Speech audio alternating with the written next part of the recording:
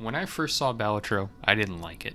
In a world full of critically acclaimed games with superb characters, world building, and mechanical complexity, I could not understand why all of my friends, and seemingly everyone else on the internet, had suddenly decided to play a version of poker without the bluffing, the competitive edge, or the gambling that makes poker worth playing. Balatro looked to me more like a solitaire game you'd find pre-installed on your family's ancient, dusty desktop than something gracing the top of Steam's charts in 2024. But it didn't take long for me to be drawn to Balatro like a moth to a flame, the hype fueling my curiosity just as much as it fueled my desire to be a contrarian and find a reason to disagree with the unanimous praise the game continues to receive. Unfortunately, I have found no such angle.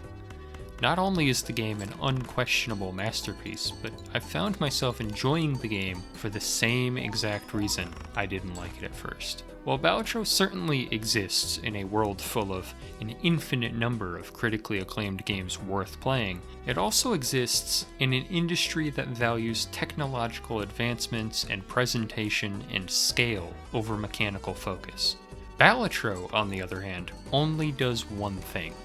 But it does that thing so unbelievably well that no frills are required. Though you can tell from most of my other videos on this channel that I am obviously a huge fan of both science fiction and fantasy, it hasn't escaped me that no matter the genre, it's getting harder and harder to find a game that doesn't heavily feature fantasy window dressing or characters from a recognized IP. It's not just games either. When I was a kid, you could go into the Lego aisle and see a bunch of original themes like pirates, castles, power miners, missions to Mars. Instead, Lego, just like everything else nowadays, features a homogenized selection of sets featuring the same Disney brands and other popular IPs that permeate every single aspect of our culture.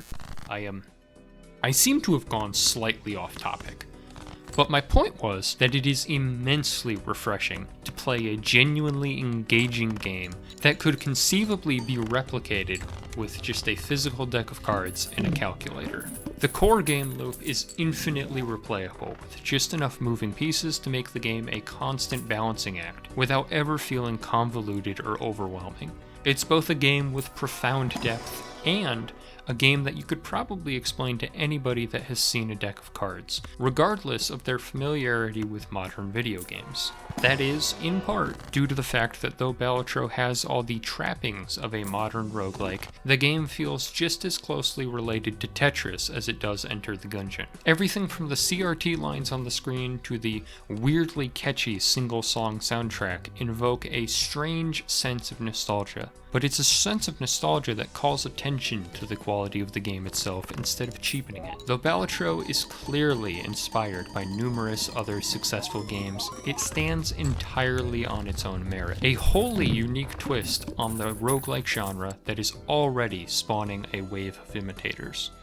For once, I'm hopeful that future updates will stay small, since I'm hesitant of anything that could potentially dilute the formula. But for now, there is a beauty in Balatro's simplicity.